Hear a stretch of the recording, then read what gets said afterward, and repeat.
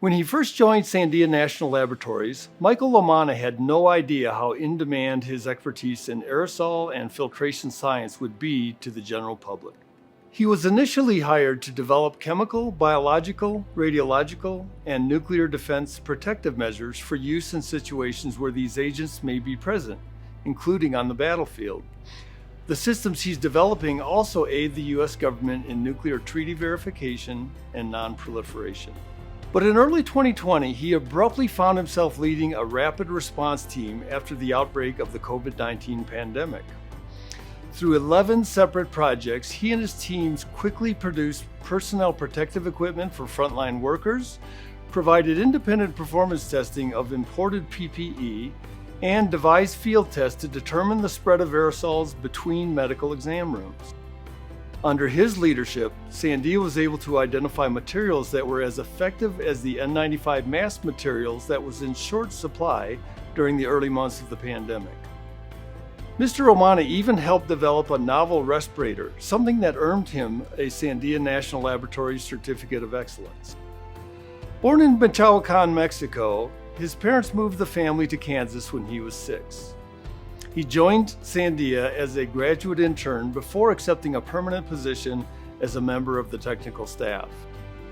Now a seasoned professional with an advanced degree from UT Austin, he remains committed to the Hispanic community and is determined to be a role model for the next generation.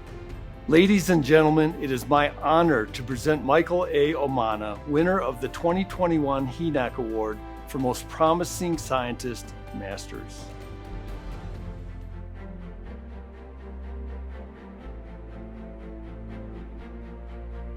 I am extremely grateful and humbled to be a recipient of this year's Most Promising Scientist Award. As someone who immigrated to America as a small child, I am all too familiar with the many challenges that are faced by those in our community. I hope that my being here today serves as a reminder to others that there are no limits on what we can accomplish, though the path may not always be easy. When I find myself faced with adversity, I often reflect back on when I was a kid in elementary school. Back then, my primary concern was clear, but felt daunting: learning a new language. Eventually, this challenge gave way to longer-term goals like graduating high school, going to college, and completing a master's degree. This one-step-at-a-time approach was reinforced to me by my family, and we remembered to celebrate each success, even if they weren't the final finish line. Without the support of my family, I would not be here today. I would like to thank my parents, whose self-sacrifice and work ethic I have tried to emulate to this day. Also my wife Xochitl and son Emiliano, who provide me with unwavering love and support. I thank all of the people who helped and guided me along the way to each milestone. I know I could not have done it without you all. I hope I have been able to serve others in a similar fashion throughout the course of my life.